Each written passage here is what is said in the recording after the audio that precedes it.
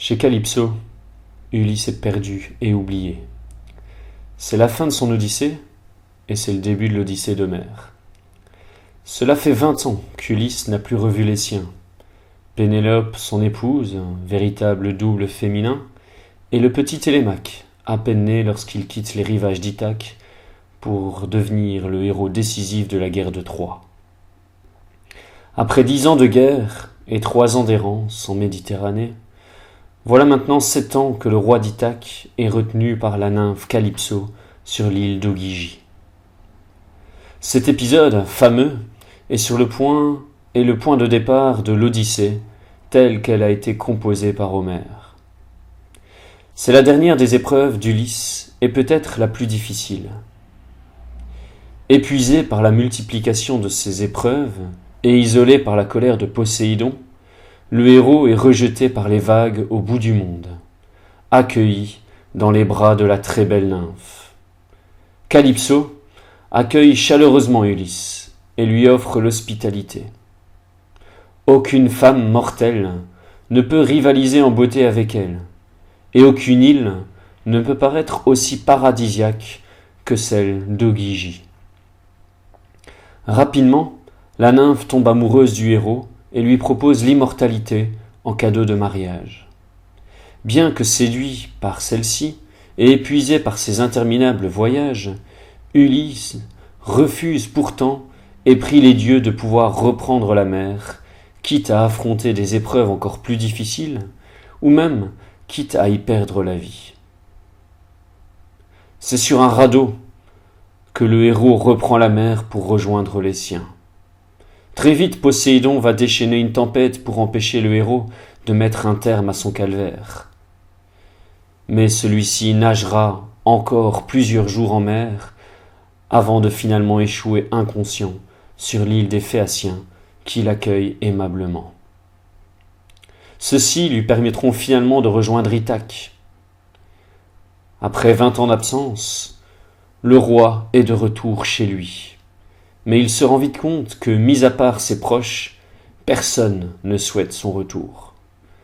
C'est une nouvelle série d'aventures qui commence pour le héros. Ce n'est pas par hasard que ce mythe commence l'Odyssée. Il délivre certainement la leçon la plus importante de l'œuvre et un des messages les plus puissants de la mythologie grecque. L'aventure d'Ulysse chez Calypso aborde un des problèmes éternels de la condition humaine, l'épreuve. Jamais le retentissement de ce mythe n'a été si grand qu'aujourd'hui, à l'heure où il est permis aux hommes de voyager facilement aux 4 coins du monde. Qui n'a jamais rêvé de partir vivre seul ou avec une créature de rêve sur une île paradisiaque au pied des cocotiers? Qui n'a jamais voulu claquer la porte et partir loin de tous les problèmes dans un endroit calme et sans souci? Le premier achat d'un nouveau millionnaire n'est-il pas un petit coin de paradis? Beaucoup d'hommes ont déjà souhaité cela, et pourtant, Ulysse l'a refusé, alors qu'il pouvait vivre éternellement dans le confort et la beauté. Pourquoi? Parce que, s'il acceptait, il ne serait plus Ulysse. Il est le roi d'Ithaque, il est l'époux de Pénélope, il est le héros endurant et l'homme aux 1000 ruses. S'il acceptait de renoncer aux épreuves de sa vie, il ne serait plus lui-même. Car seules les épreuves peuvent prouver qui il est. Une vie sans difficulté est une vie anonyme et sans intérêt. Nous sommes ce que nous faisons. On ne définit personne en disant qu'il est beau, immortel ou heureux. On le décrit au travers des réalisations de sa vie, pour lesquelles il a travaillé, qui lui ont causé des soucis et à cause desquels il a subi des désillusions. Carrie Fisher était une actrice de cinéma, George Michael un chanteur de pop, et Fidel Castro un révolutionnaire communiste et un homme d'État cubain.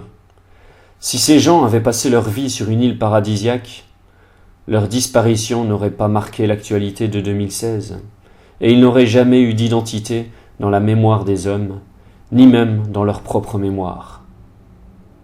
Peut-être aurait-il été heureux, mais de quoi?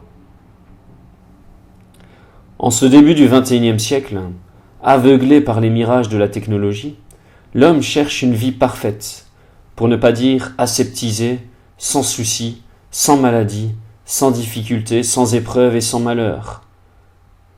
C'est oublier que la vie est tragique et faite d'aventures.